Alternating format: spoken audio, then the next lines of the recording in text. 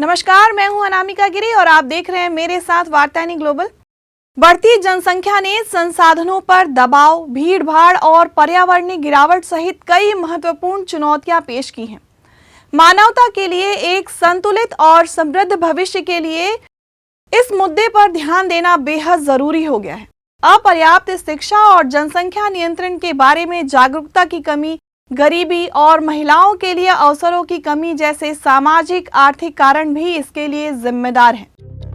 गौरतलब है कि हम 21वीं सदी की पहली तिमाही से 18 महीने दूर हैं और दुनिया की आबादी पहले ही 8 अरब को पार कर चुकी है। वर्ष 2100 तक इसके 10.4 बिलियन को पार करने की उम्मीद है।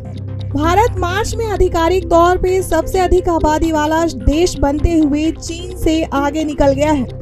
बहरहाल हम संयुक्त राज्य जनसंख्या प्रभाग के अनुसार 21वीं सदी के अंत तक सबसे अधिक आबादी वाले संभावित देशों की बात करेंगे।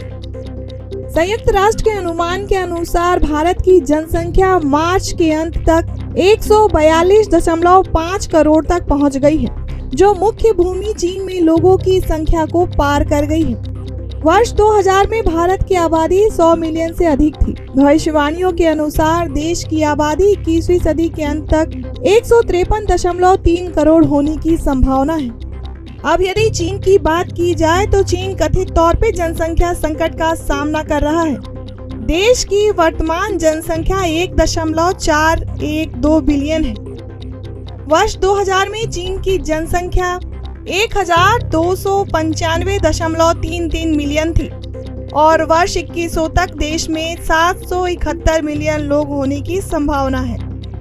वहीं नाइजीरिया पर नजर डालें तो नाइजीरिया की वर्तमान जनसंख्या 22 करोड़ के आसपास थी और अफ्रीकी देश की 2000 में 122.9 मिलियन जनसंख्या थी।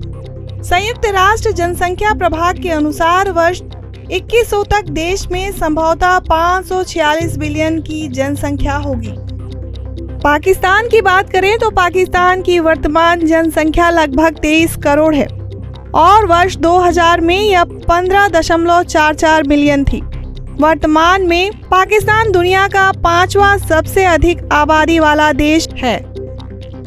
संयुक्त राष्ट्र के अनुमान के अनुसार देश 48.7 करोड़ की आबादी के साथ 2100 तक दुनिया का चौथा सबसे अधिक आबादी वाला देश बनने की ओर अग्रसर है। अब यदि कांगो की बात करें तो DR कांगो की वर्तमान जनसंख्या 9 करोड़ 75 लाख के आसपास है। वर्ष 2024 में 10 करोड़ से अधिक होने का अनुमान है।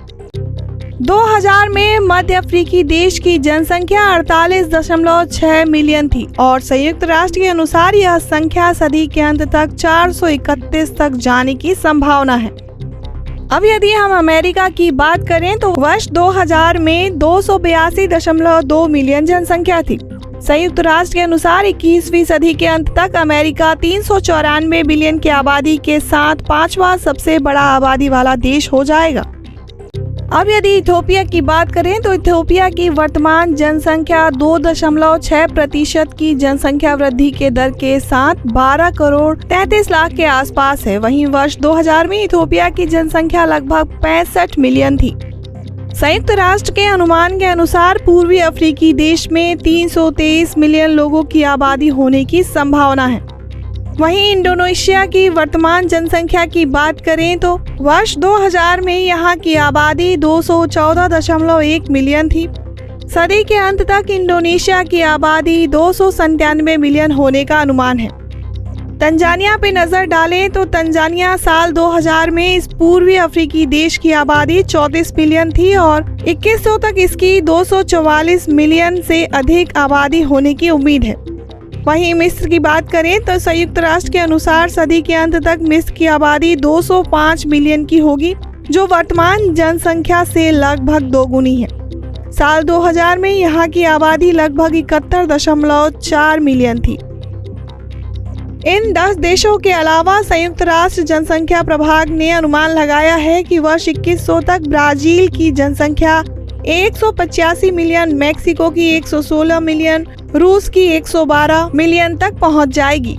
इसके साथ ही अफगानिस्तान की भी आबादी 110 मिलियन, तुर्की की 82 मिलियन, यूके की 70 मिलियन, जर्मनी की 68 मिलियन, फ्रांस की 60 मिलियन, कनाडा की 53 मिलियन, सऊदी अरब की 50 मिलियन और ऑस्ट्रेलिया की 38 मिलियन आबादी हो जाएगी। तो ये थे देश की बढ़ती जनसंख्या का आंकड़ा, जिसमें हमने आज 10 देशों को देखा। जनसंख्या वृद्धि भारत के साथ साथ अन्य देशों के लिए भी एक चुनौती बनकर उभर रहा है। ऐसे ही अहम जानकारियों के लिए बने रहिए हमारे साथ और देखते रहिए वार्तानी ग्लोबल। धन्यवाद।